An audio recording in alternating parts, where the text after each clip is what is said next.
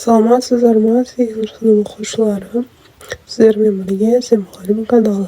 Оқушылар, біз бүгін 8 сыныптың қазақ тілі пәнінен 3 тоқсан бойынша 90-дық жиынтық бағалау тапсырмаларын орындаймыз. Оқушылар, ең біріншіден біздің арнаға жазылып, лайк басып, яғни Сен-мұғалім каналына жазылып, лайк басып, комментарий бөліміне сұрақтарыңызды жазуды ұмытпаңыздар. Тапсырманы бастаймыз. Тапсырма бізде оқылым, жазылым және айтылым, яғни 3 бөлімнен тұрады. Біз қазір оқылым бөлімін орындаймыз. Тапсырма: мәтіндерді оқып, олардың тақырыбын, мәтіндерін, типтерін, құрылымын салыстырыңыз. Мәтіндер қандай стильде жазылған дейді. Бізде А мәтіні және Ә мәтіні берілген. Бірінші А мәтінін оқимыз. Құқық бұзушылық әрекеттерге қандай бала барады? Шаңырақ көтеріп, баланың бал қызығы мен отбасылық өмірі енді бастап келе жатқан отбасының екіге айырылысуы бала психикасына кері әсері мол. Баланың ішкі әлемінде сыртқа айта алмайтын сырларының жиналуы да теріс қылықтарға жол беретіні тағы бар. Бұл мәтінді өздеріңіз мұқият оқып шығасыздар. Осы мәтін бойынша сұрақтар келеді.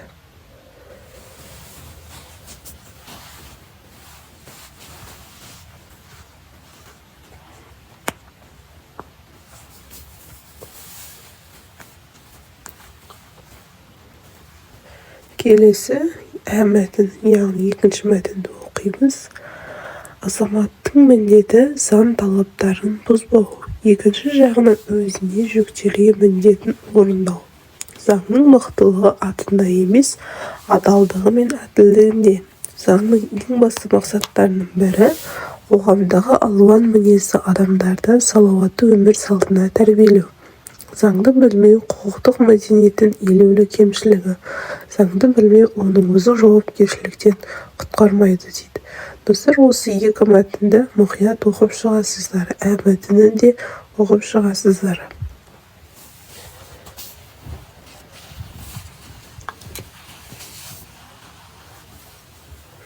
Келесі біз сұрақ беріліпті кесте бойынша.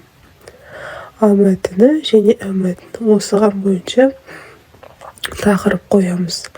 Бірінші мәтін бойынша бұл құқық бұзушылық, яғни соның қандай құқық бұзылған кезде орындайтын талаптары. Екінші мәтін бұл заң талаптары. Тақырыбын осылай қойдым. Мәтіндер қандай стильде жазылған? Бірінші мәтін көркем әдебиет тілінде, екінші мәтін публицистикалық стильде. Мәтіндер қандай типте баяндалған, жазылған дейді. Баяндау, сипаттау, талқылау. Бізде мәтіндер бірінші мәтін баяндау, екінші мәтін талқылау. Соңғы сұрақ: мәтіндердің құрылымы толық сақталған ба дейді. Бірінші мәтін сақталған, яғни абзацтан тұрады, барлығы дерлік сақталған. Екінші мәтін сақталмаған. Енді екінші сұрақ: әр мәтіннің мазмұны бойынша кем дегенде 2 сұрақ құрастырыңыз дейді. Бірінші мәтін бойынша мен 2 сұрақ қарастырдым. Екі жақты мейірім көрмеген бала қандай болады?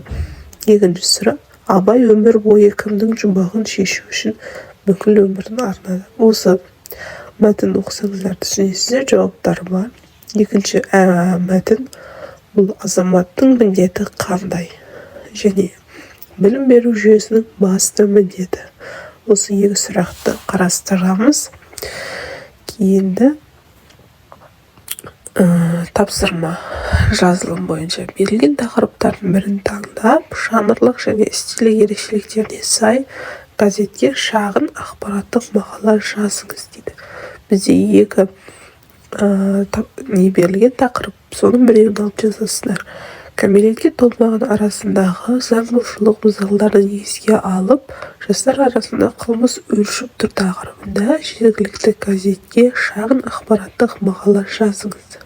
Немесе екінші тақырып: елімізде жаппай қолға алынған қоршаған орта тазалығы акциясы басталды. Сіз бұл шараға мектепте атсалысты деп елестеттіңіз.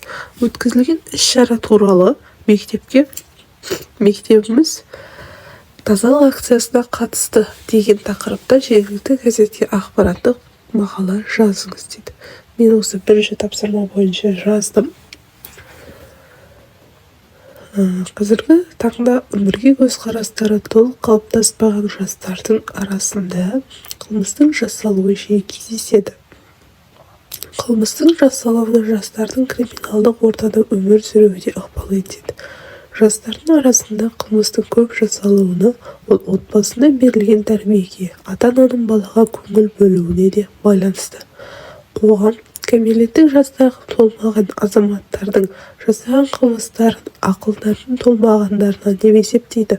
Сондықтан да жасалынып жатқан қылмыстар құқық қорғау органдарына хабарламай жататынын да кездестіреміз. Жасөспірімдермен қылмыс жасауға мына факторлар әсер етеді. Отбасындағы қолайсыз жағдай, сабаққа бармау, оқу орындарында тәрбиелік жұмысы азайту, экономикалық жағдай, өздерінің құқықтарын дұрыс білмеуінен соңғы жылдары жастар арасында қылмыс жасау көбейді. Көбінесе қылмыстың мына түрлері жиі кездеседі: кісі өлтіру, ұрлық, тонау, бұзақылық, алаяқтық. Жасөспірімдердің қылмыстары арасында қатыгездік пен зорлық-зомбылық әдеті іске айналып бара жатыр. Сонымен қатар жасөспірімдер зорлық-зомбылықты шегінен асырып жасайды. Жасөспірімдер қылмыс жасау барысында келеңсіз жағдай бола қалса, адам өлтіру, ауыр дене жарақатын, қарақшылық жасауға дейін барады. Жастар арасындағы қылмыстар ер балалар мен қыз балалардың нашақорлық, токсикомания, алкогольдік әсермен жасалады. Қазіргі таңда мастықпен жасалатын қылмыстар айтарлықтай жиі кездеседі. Бізде бірінші тақырып бойынша жазылды. Енді келесі. Бізде тыңдалым мен айтылым бөлімі. Бұл жерде бізде тапсырма беріледі. Яғни бұларды өзіңіздің жұбыңызбен ауызша орындайсыздар. Тапсырманы оқимыз, мәтінді мұқият тыңдаңыз дейді. Мәтінді тыңдау барысында онда кездесетін термин сөздерді түртіп алыңыз. Мәтіннің астарлы ойы нені меңзейді? Сұраққа түртіп алған термин сөздеріңізді қолданып жауап беріңіз. Екінші тапсырма, өз жұбыңызды мұқият тыңдаңыз. Мәтіннің негізгі ойына қатысты айтқан жұбыңыздың пікірімен қаншалықты келісесіз? Бізде екі мәтін берілген, бірінші мәтін және екінші мәтін. Осы бойынша сұрақтар беріледі. Екінші мәтін, үшінші мәтін, төртінші мәтін бар екен.